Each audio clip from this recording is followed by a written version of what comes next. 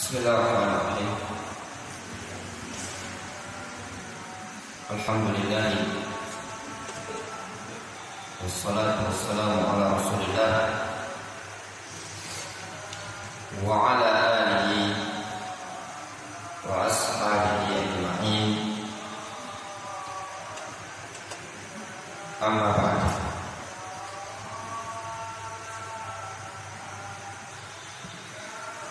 Ikhwani fiddin, a'azzani Allah wa iyyakum jami'an. Para jemaah salat subuh Masjid Aqabah 7, semoga Allah Subhanahu wa taala memberikan rahmat kepada kita semua yang duduk di majelis ini dalam rangka bertafaqquh fi din, berupaya untuk mempelajari agama Allah Subhanahu wa taala, merupakan perkara yang ma'ruf dan maklum di kalangan kita semua, bahwasanya salat merupakan perkara yang sangat penting dalam Islam.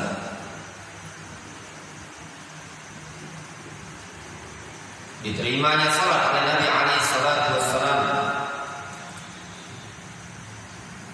ketika perjalanan Mi'raj ke atas langit. Itu saja sudah cukup menunjukkan keistimewaan salat dibandingkan syariat-syariat yang lain. Tatkala syariat-syariat yang lain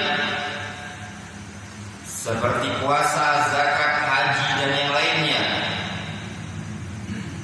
diterima oleh Rasul alaihi salatu wasallam melalui perintah atau wahyu yang dibawa oleh malaikat Jibril.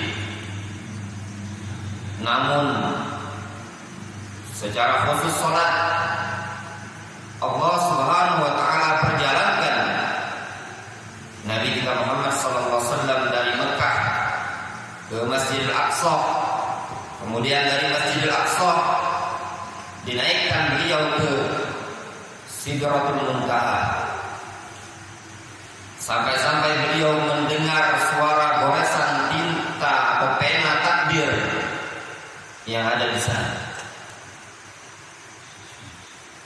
Dan di antara rukun Islam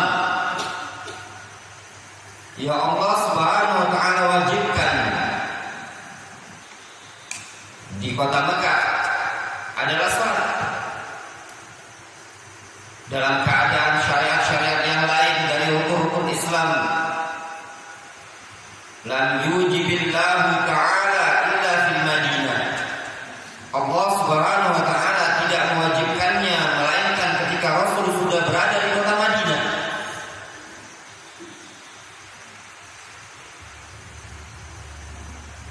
Dari sekian salat yang kita kenal dengan salat 5 waktu, as-shalawatul khams al-fardhah, salat 5 waktu, di sana ada salat yang paling istimewa dari 5 salat tersebut. Ala wahya salatul fajri, yaitu salat fajar. Allah Subhanahu wa taala memerintahkan kepada Nabi kita Muhammad sallallahu alaihi wasallam sebagaimana disebutkan dalam surat Thaha ayat 133 ayat 130. Allah Subhanahu wa taala mengatakan fasbir ala ma yaqulun, sabarlah engkau ya Muhammad terhadap apa yang mereka ucapkan tentang dirimu. Wasabbih bihamdi rabbik qabla tulu'i syamsi wa qabla ghurubiha. Bertasbihlah engkau hendaknya engkau mensucikan Allah Subhanahu wa taala pada waktu sebelum terbitnya matahari dan sebelum terbenamnya matahari. Qabla tulu'i syams, memuji Allah sebelum terbitnya matahari adalah salatul fajr, salat subuh atau salat fajar, sebagaimana yang disebutkan dalam hadis Jarir bin Abdullah al-Bajali radhiyallahu anhu menyebutkan berkaitan dengan ayat ini. Dan juga Allah Subhanahu wa taala menyatakan tentang perintah untuk mengerjakan salat di awal-awal pagi. Disebutkan oleh Allah Subhanahu wa taala dalam surat Al-Isra ayat ke-78. Aqimis salata liduluki syamsi ila ghasaqil lail wa qur'anal fajr inna qur'anal fajri kana mashhudan. Kata Allah Subhanahu wa taala, aqimis salat, dirikanlah salat, tegakkanlah salat liduluki syams, ketika matahari sudah tergelincir, ila ghasaqil lail, sampai malam sudah gelap. Wa qur'anal fajr, wa qur'anal fajr, maknanya aqim qira'atal fajr, tegakkanlah bacaan di waktu pagi. Inna qur'anal fajri kana mashhudan, sesungguhnya bacaan Al-Quran di waktu pagi adalah disaksikan oleh para malaikat. Ini dalil argumentasi yang menunjukkan tegas dari Allah Subhanahu wa taala perintah untuk melaksanakan salatul fajri. Secara khusus disebutkan dalam ayat ini bahwasannya bacaan Al-Quran pada waktu subuh disaksikan oleh para malaikat dan Allah Subhanahu wa taala Rabbul Alamin.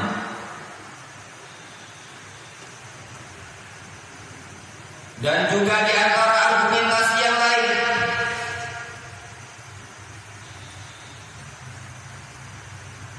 tentang pentingnya untuk mengerjakan salat subuh dinyatakan oleh Allah Subhanahu wa taala di dalam Al-Qur'an pada surat Hud ayat 115. Allah Subhanahu wa taala berfirman, wa aqimis shalah tarafa'in nahar wa zulafan minal lail, dirikanlah salat tarafa'in nahar, di dua hujung waktu siang. Dua hujung waktu siang yaitu salatul fajri wa salatul asr, salat fajar, dikarenakan dihitungnya siang yaitu tatkala semata-mata sudah terbit fajar, semata-mata terbit fajar subuh, maka sudah dihitung siang.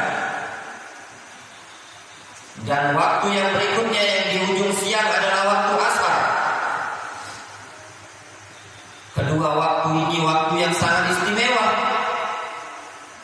sampai-sampai Rasul alaihi salatu wasallam menyebutkan keutamaan orang yang menjaga salat pada dua waktu tersebut, yaitu waktu subuh dan waktu asar, mendapatkan jaminan dari Allah Subhanahu wa taala Rabbul Alamin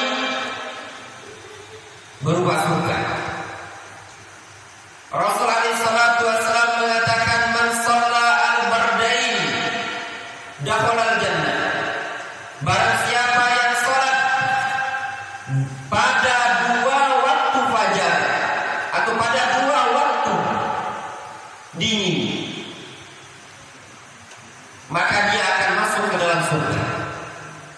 Salat pada dua waktu yang dingin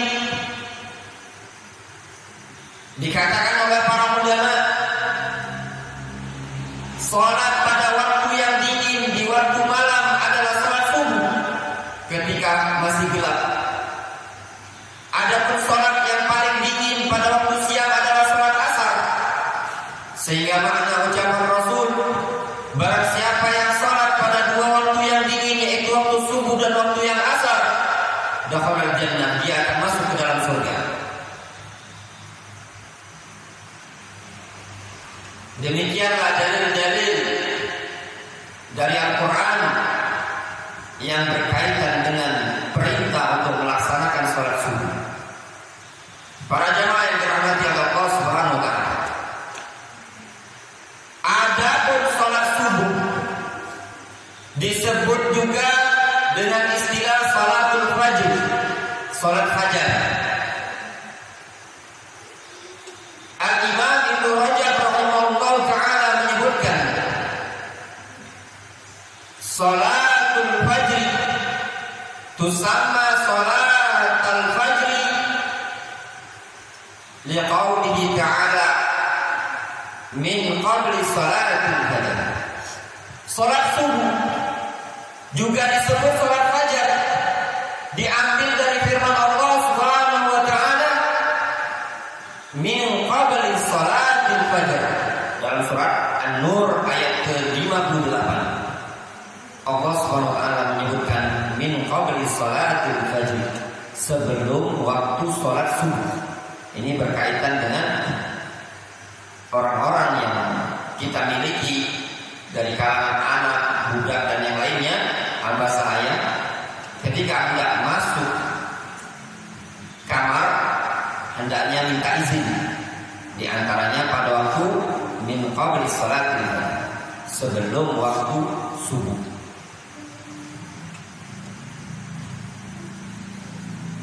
Dan juga Imam Ibnu Rajab rahimahullah ta'ala beliau menyatakan salatus wa tusamma salatus subuh. Salat fajar juga disebut dengan salat subuh. Wal ahadits bidzalika katsiratun jiddan, dan hadis-hadis tentang hal tersebut banyak sekali.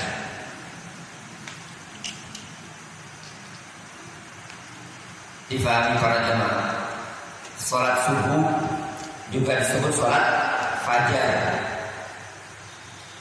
Namun di sana ada sebagian para ulama yang menyebut salat subuh dengan salatul ghadat. Salatul ghadat. Namun Al-Imam Asy-Syafi'i rahimahullah ta'ala tidak menyukai penamaan salat ghadat.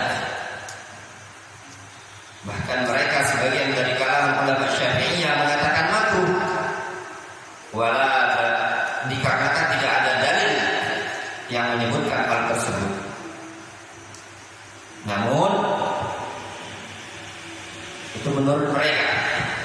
Namun secara kenyataan juga sholat subuh disebut dengan sholatul ghadat, dikarenakan banyak hadis-hadis yang menunjukkan hal tersebut. Sholat subuh juga disebut dengan nama lain sholatul ghadat. Kemudian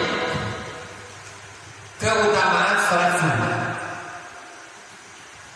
Dalil-dalil argumentasi yang menyebutkan keutamaan sholat subuh teramat banyak, baik dari Al-Quran, baik dari hadis Nabi Sallallahu Alaihi Wasallam. Yang pertama, Allah Subhanahu Wa Taala bersumpah dengan waktu subuh. Tidaklah Allah Subhanahu Wa Taala bersumpah dengan sesuatu melainkan sesuatu tadi mempunyai keistimewaan di sisi Allah Subhanahu Wa Taala Rabbul Alamin. Allah Subhanahu Wa Taala berfirman, wal fajri wa layalin ashr wasyaf'i wal watr. Wal fajr, sungguh demi waktu subuh.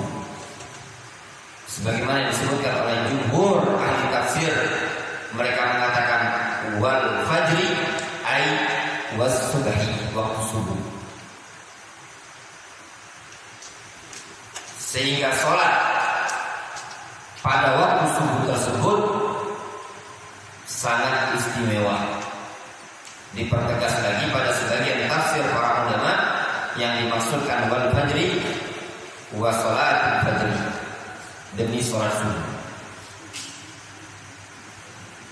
Di antara keistimewaan salat subuh bahwasanya salat tersebut adalah salat yang disaksikan oleh para malaikat.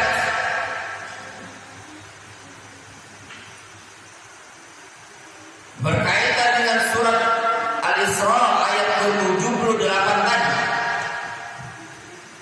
Allah Subhanahu wa taala menyatakan wa Qur'anal fajri inna Qur'anal fajri kana mashhuda. Sesungguhnya bacaan pada waktu pagi hari, waktu subuh disaksikan. Mereka para ulama ahli tafsir menyebutkan berkaitan dengan bacaan salat subuh disaksikan, apa maknanya?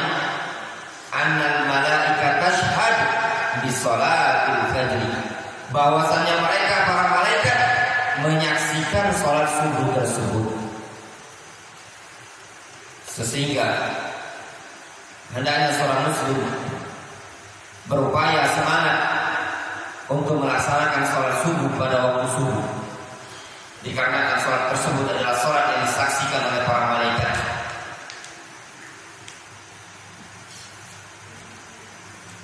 Disebutkan dalam hadis dari Abu Hurairah radhiyallahu anhu yang diriwayatkan oleh Imam Bukhari dan Imam Muslim, Rasulullah SAW mengatakan, yata'aqabuna fikum malaikatun bil-laili wa malaikatun bin-nahar. Saling bergantian mendatangi kalian.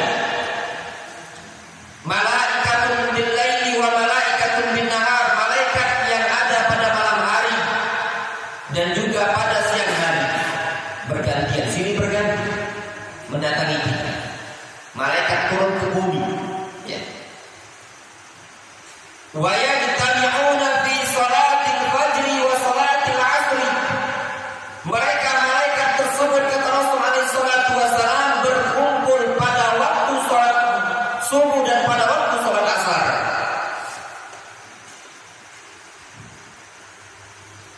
Tsumma ya'udu, kemudian malaikat tersebut, tsumma ya'udu alladziina batu fikum fayas'aluhum rabbuhum wa huwa a'lamu bihim kaifa taraktum ibadah.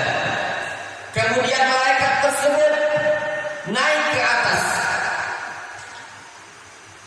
Mereka malaikat yang ketika di malam hari berada di bumi,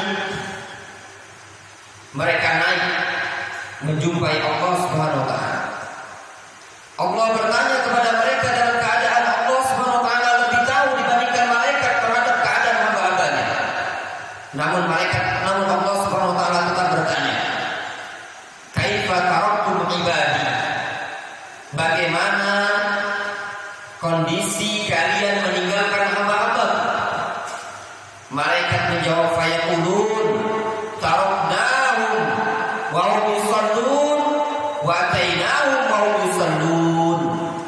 Kata para malaikat, kami meninggalkan mereka di muka bumi dalam keadaan mereka sedang sholat, dan kami datangi mereka dalam keadaan mereka sedang sholat.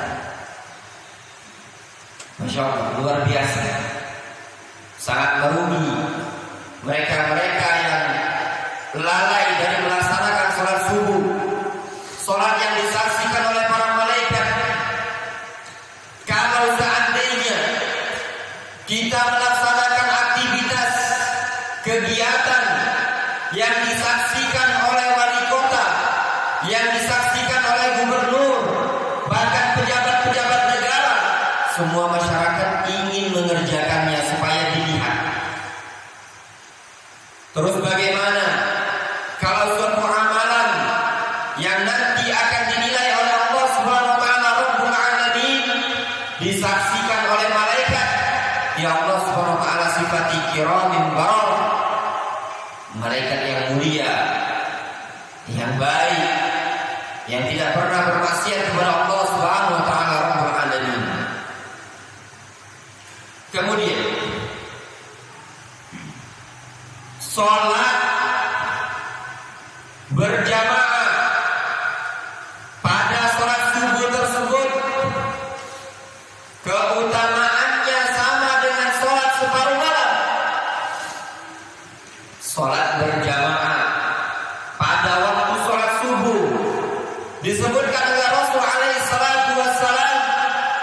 bagaikan keutamaannya seperti seseorang sholat separuh malam.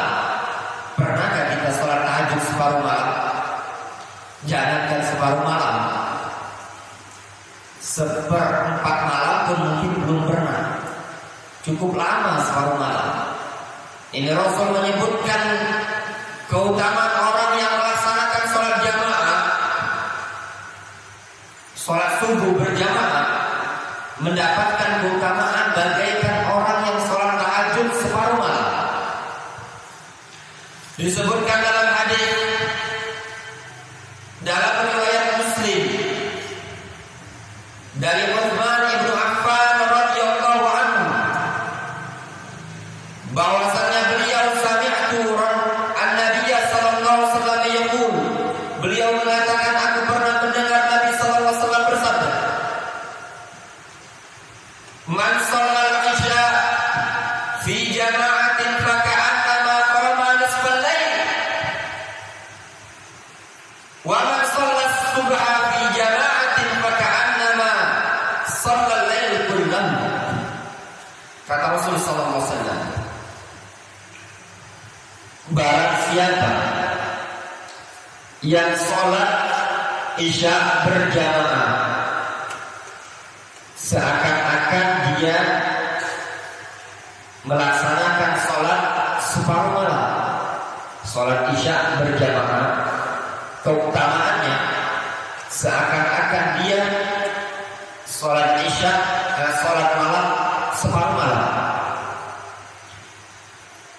Kemudian Rasul menyebutkan, wa man shalla as-subha fi jama'atin, barang siapa yang sholat subuh berjamaah, faka'annama shallal laila kullahu, seakan-akan dia sholat malam sepanjang malam. Jadi dia sholat subuh, sholat isya berjamaah mendapatkan keutamaan apa? Separuh malam. Namun kalau dia plus sholat subuh berjamaah, maka dia mendapatkan keutamaan seakan-akan sholat malam sepanjang malam. Maknanya kalau semata-mata sholat subuh saja itu menunjukkan dia mendapatkan keutamaan separuh. Semata-mata sholat subuh berjamaah. Tentu bagaimana kalau seandainya seorang muslim dia menjaga sholat isya berjamaah dan juga menjaga sholat subuh berjamaah, ini keutamaan yang sangat luar biasa seandainya dia mau mengerjakan.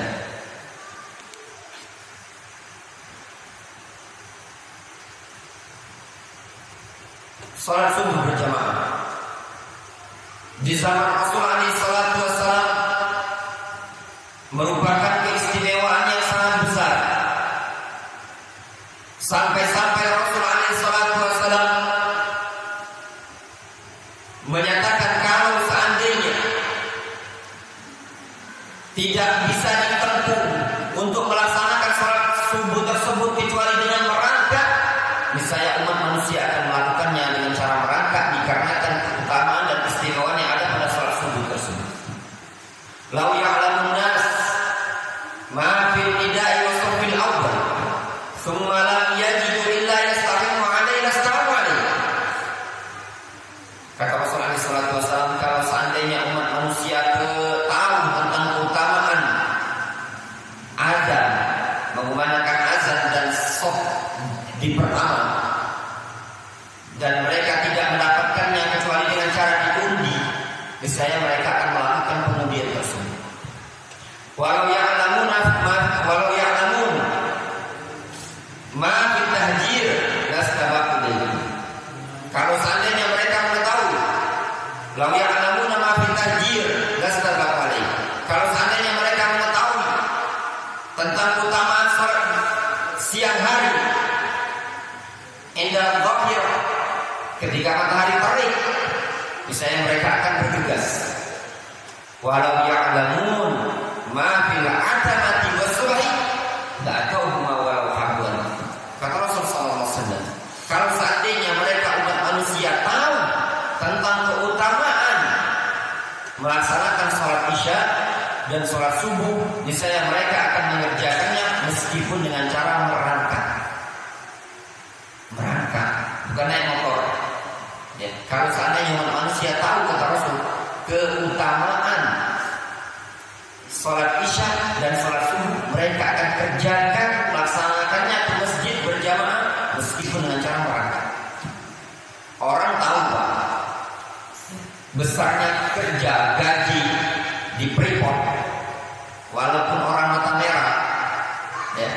siap kerja di sana. Orang tahu besarnya gaji kerja di muslim, walaupun orang Minang siap tinggal di Mata Merah ini. Ya kan Pak? Ya kan?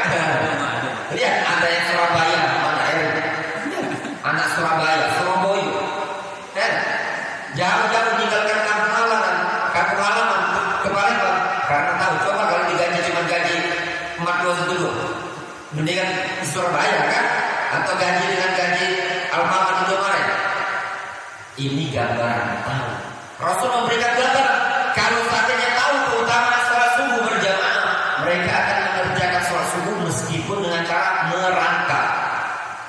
Sampai sekarang belum ada di jamaah kita yang Aqabah 7 di sholat subuh merangkak. Ya,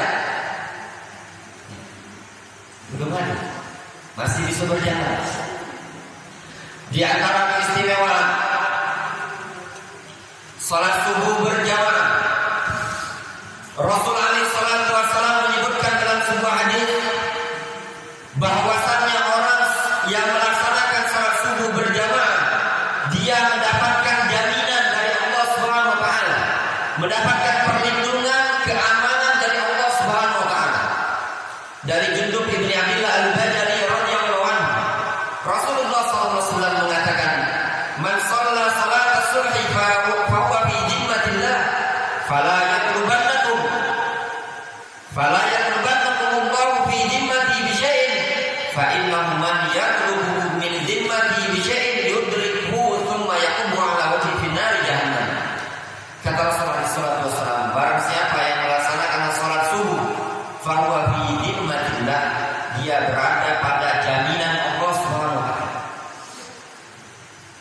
Kita kalau sudah mendapatkan jaminan dari Pak Jokowi itu tenang, ya, jaminan musim pandemi, ya kan? Pak Dodo dapat jaminan enggak dari Pak Jokowi selama pandemi? Belum. Lapor dulu atau ada pasal lapornya dulu. Ya kan? Bagi yang mendapatkan jaminan itu bantuan sosial itu, ya, walaupun tidak terlalu besar, menjadilah untuk menopang kehidupan. Contoh gambaran seseorang yang mendapatkan jaminan dari Allah Subhanahu wa taala, ini luar biasa. Rasulullah SAW menyebutkan, "Man shalla salat as-subhi fa huwa fi dhimmatillah." Barang siapa yang salat subuh, dia mendapatkan jaminan dari Allah Subhanahu wa taala. Kata Rasulullah SAW, "Fala yaqulbannakumullahu min dhimmatihi bi syai'in." Jangan sampai Allah Subhanahu wa taala menuntut kalian pada sesuatu yang sudah mendapatkan jaminan dari Allah Subhanahu wa taala. Barang siapa yang Allah tuntut dia terhadap sesuatu yang sudah mendapatkan jaminan dari Allah Subhanahu wa taala tersebut, maka pasti Allah akan menjubainya. Kemudian Allah Subhanahu wa taala akan menyeretnya ke dalam neraka jahanam.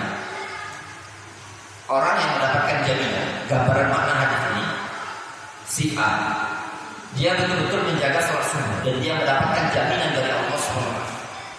Orang ini, orang yang sudah dijamin oleh Allah Subhanahu wa taala, cuma permasalahan kita tidak tahu apa kitanya termasuk orang yang dijamin atau tidak.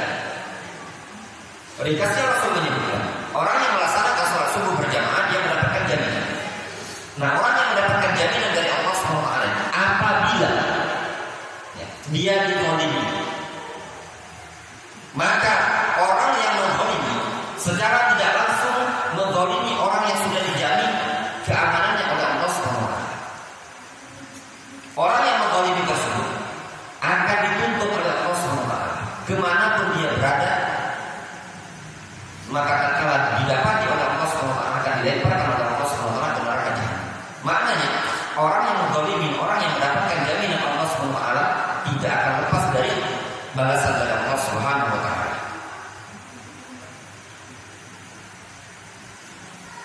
Kemudian di antara keutamaan keistimewaan melaksanakan sholat subuh tersebut bisa membantu seseorang untuk melepaskan ikatan syaitan yang ada di tengkuknya dia. Disebutkan dalam hadis dari sahabat Abu Hurairah radhiyallahu anhu,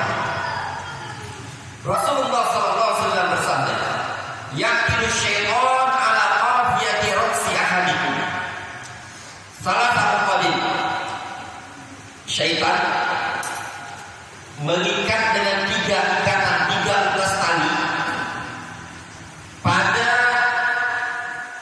tengkuk kepala kalian. Di sini setiap orang tidur diikat oleh setan dengan 3 ikat supaya nyenyak tidurnya. Idza nama bi kulli uqdatin, takkan dia tidur. Setiap ikatan ditetapkan oleh syaitan atau dikasih nama jambi-jambi atau sejenisnya. Alaika lailan tawil, alaika lailan tawil, tidurlah yang nyenyak, panjang masih malam masih panjang. Kata Rasulullah SAW, fa'idha staiqadha fala tarba'in halat udatan. Kalau dia bangun kemudian dia berzikir kepada Allah, membaca zikir, alhamdulillahilladzi ahyana ba'da ma amatana wa ilaihi nusyur, terlepas 1 ikatan. Wa idza tawadda in halat uqdatan. Kalau dia berwudu maka akan lepas 2 ikatan. Fa idza shalat in halat al-uqad. Apabila dia sholat maka terlepas seluruh ikatan tadi. Seluruh ikatan tadi akan terlepas tatkala dia sholat. Maka tatkala dia sholat subuh berjamaah, Rasulullah SAW menyebutkan fa asbaha nasyitan thayyiban nafsi. Maka dia akan berpagi-pagi dalam keadaan nasyid, semangat, thayyiban nafsi, bagus jiwanya. Itu keutamaan sholat subuh. Lihat orang-orang yang biasa melaksanakan sholat subuh, semangat, dibangunkan cepat, ya, dibangunkan cepat. Orang yang tidak biasa sholat subuh berjamaah, coba kamu bangunkan. Sama pecah, bawa kambing ke sungai, nak mandikan kambing. Kalau kambing ketemu air, nggak mau jalan. Itulah gambaran orang yang tidak terbiasa sholat subuh berjamaah. Malas. Kapan sholat subuh? Jam sekarang 5:30. Namun orang yang terbiasa cepat sekali. Itu bukti sabda Rasulullah SAW. Terdengar suara ngaji, dia udah bangun. Ada DKM masjid nyalain ngaji, udah kebangun. Kadang nggak ada alarm, nggak sama sekali, sudah terbangun dengan sendirinya. Pagi-pagi setelah sholat subuh badan segar. Namun orang-orang yang tidak mau melaksanakan sholat subuh berjamaah, malasnya minta ampun. Dibangunkan sama mak, kuliah. Ayah, kata istrinya, ya bangunlah ya, sekolah, ayo. Itulah kondisi. Pagi hari adalah waktu yang berkah. Di antara keutamaan melaksanakan sholat subuh berjamaah, bahwasannya di pagi hari pada waktu subuh adalah waktu yang berkah. Rasulullah SAW menyebutkan dalam sebuah hadis, beliau mendoakan umat beliau di pagi hari. Allahumma barik atau Allahumma barik li ummati fi bukuriha. Ya Allah, berikan berkah pada umatku di pagi hari. Al-bukur itu maknanya ketika subuh sampai dengan terbitnya matahari, itu disebut dengan bukur. Sehingga makna ucapan Rasul, ya Allah, berikan berkah kepada umatku di pagi hari, maknanya waktu pagi tersebut adalah waktu yang berkah. Dia seseorang ketika dia bangun di pagi hari, subuh-subuh, dia aktivitas, itu semangat, banyak manfaat. Contoh pedagang. Kira-kira kalau pedagang di pasar itu, dia buka jualan, pedagang sayur, buka jualan jam 6:30, apakah hasilnya sama dengan orang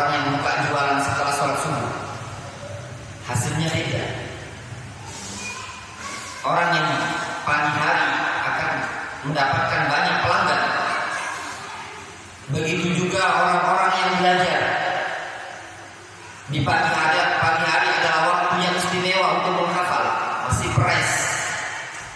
Ketika menghafal di pagi hari itu doa Rasulullah SAW keberkahan di waktu pagi. Dan juga di antara keutamaan yang lain, berjalan ke masjid pada waktu pagi hari, subuh hari, nanti pada hari kiamat akan diganti oleh Allah SWT dengan cahaya sebagai balasan dia berjalan di kegelapan malam. Disebutkan dalam hadis dari Buraidah Al-Aslami, Nabi SAW bersabda, "Basyiril masya'in fi dhulal ilal masajid bin nur tani yaumil qiyamah." Berikan kabar gembira bagi orang-orang yang berjalan di kegelapan malam dengan cahaya yang sempurna nanti di hari kiamat. Kata Rasul, berikan kabar gembira kepada mereka-mereka yang menempuh perjalanan di gelapnya malam berupa cahaya yang sempurna nanti di hari kiamat. Coba jingok, ya, Masya Allah, saya pribadi terkagetkan subuh tadi. Ya. Beliau ini siapa nama kita, Pak? Nah, bapaknya Pak siapa? Pak Andre. Pak Didi. Pak Didin ini ternyata lumayan jauh rumahnya Pak. Di situ ya. Pakai tongkat. Jadi kan papasan kan. Kukira mungkin ada musola di sini kan. Pas sini juga bapaknya sholat di sini. Nah, jalan kaki. Umur mungkin bapak ini 60 lebih, jelas itu pasti. Kalau 60 lebih, kalau 70 lebih mungkin-mungkinan Pak. 80. Nah, gelap. Tadi aku kepikir, ya. Apa kalau ada BM kalau di sini kan? Jalannya kan. Setiap kajian subuh. Kadang masih banyak remaja subuh yang naudzubillah, saya pernah mau sholat subuh ya, ke Masjid Al-Jannah Muhammadiyah ini, Saku kan, orang udah sepedaan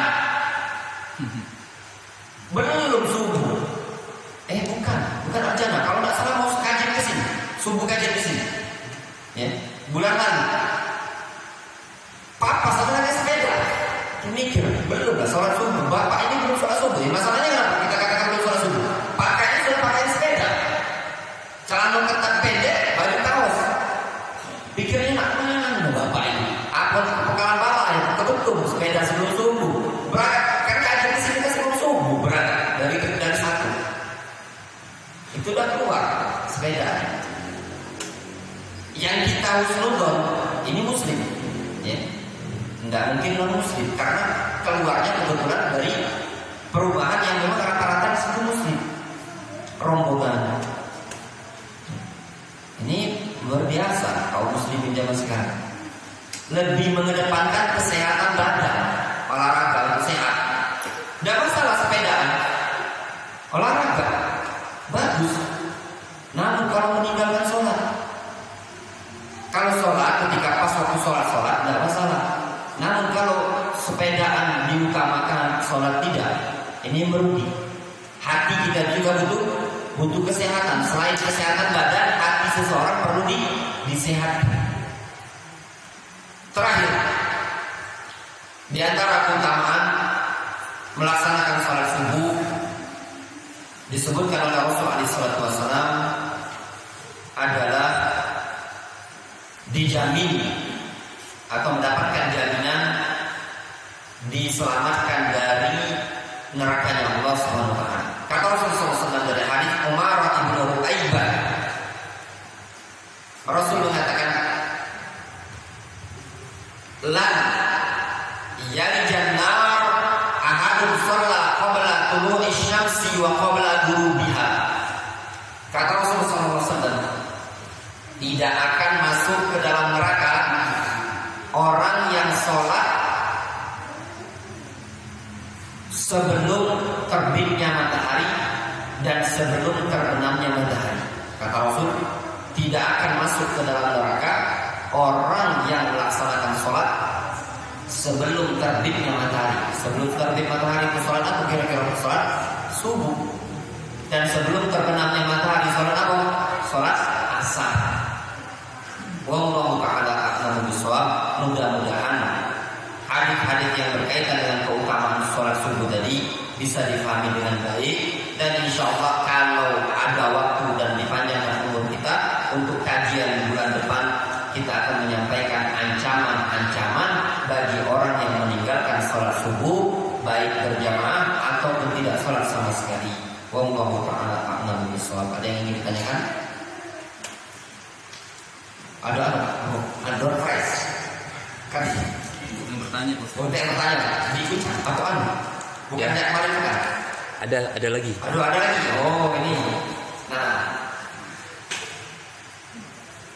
ada yang ingin bertanya? Yang bertanya dapat hadiah. Nah, Waalaikumsalam warahmatullahi wabarakatuh. Ini Ustaz jelaskan pada yang sholat sampai merangkak itu maksudnya sholat merangkak apa datang? Datangnya. Maknanya kalau seandainya umat manusia itu tahu, ini menunjukkan beliau perhatian. Mikir tadi kan. Kalau seandainya kata Rasul, umat manusia itu tahu keutamaan sholat subuh ataupun sholat isya, misalnya mereka akan mendatanginya sholat tadi, meskipun dengan cara merangkak. Misalkan contoh, gelap, tidak punya lampu, tidak punya senter, dan dia ingin sholat. Maknanya saking besarnya keutamaan tadi sholat subuh berjamaah itu, kan karena dia tahu kan sholat subuh tadi besar keutamaannya. Dalam keadaan gelap tak kasih lampu, otomatis meraba-raba kan. Sampai seperti itu digambarkan Rasul untuk mendapatkan keutamaannya. Silakan. Ya, dan Hadiahnya Pak. hadiahnya Mas Samudra. Samudra. Ada lagi? Silakan Pak. Nah, untuk hujan. Untuk hujan, bagi mereka yang sudah biasa melaksanakan sholat subuh berjamaah, mereka tetap mendapatkan sholat keutamaan sholat subuh berjamaah tersebut meskipun mereka kerjakan di rumah. Tidak mengurangi.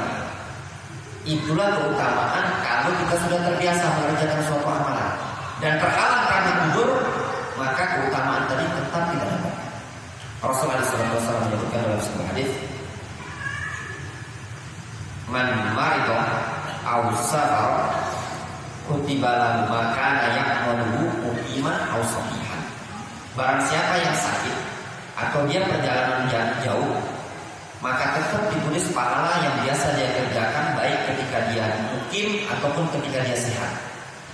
Hadis ini kata para ulama merupakan dalil bagi mereka-mereka yang sudah terbiasa mengerjakan suatu amalan, kemudian ada uzur untuk tidak bisa mengerjakannya, maka mereka tetap mendapatkan keutamaan tadi.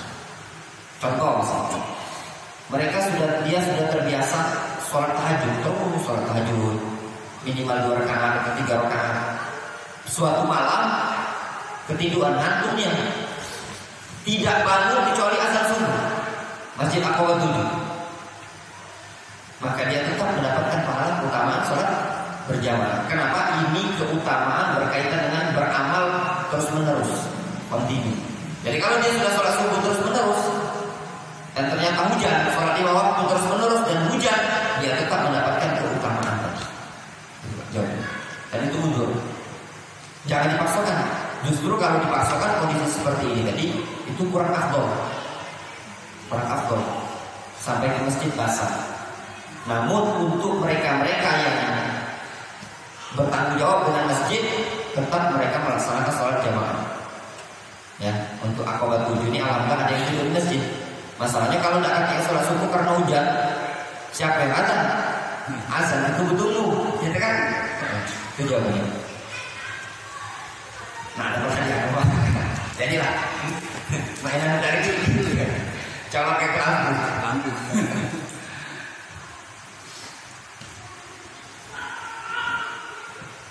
Cuman ada lagi? Cukup itu. Cukup Pak. Ada anu? Undian?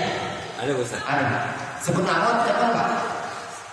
Nomor aja. Nomor. Berapa Ustaz? Nanti cocokin dengan Iya, di sini. nomor ya. Iya. Sebut nomor. Nomor terakhir Pak. Nomor berapa terakhir? Nomor 21 Pak Didin. Nah, ini. Nah, tadi aku hadiahnya. Ini kemarin sebenarnya rencananya Magic Com Pak, cuma belum sampai. Oh gitu. Jadi ini ada MP3 player. Nah, jadi Bapak Didin dengar ke ngaji. Ngaji. Heeh. Minta isi memori sama cucunya Pak. Berapa Ustaz? Masih deh. Ada lagi jam tangan Ustaz? Oh, jam tangan. Nomor 1. DP yang kerja. Ada silakan. Kemarin bulan lalu deh. Jangan ganti. Nomor 15. Nomor Bapak Andri. Nah. Asal dia. Nah, jam tangan. Cukup Pak Adi. Wallahu ta'ala a'lam. Mungkin kita cukup saja sampai sini. Subhanallah, asyhadu an la ilaha illallah wa asyhadu anna muhammadan rasulullah. Wassalamualaikum warahmatullahi wabarakatuh. Magic kok lumayan Pak. Belum sampai Ustaz. Belum sampai. Mohon maaf ada hidangan sarapan pagi bubur kacang, cuma karena kemarin kelupaan beli sendoknya, jadi mungkin bisa dibawa pulang saja, ada plastik. Oh iya bisa. Beli wadahnya udah lupa beli sendoknya.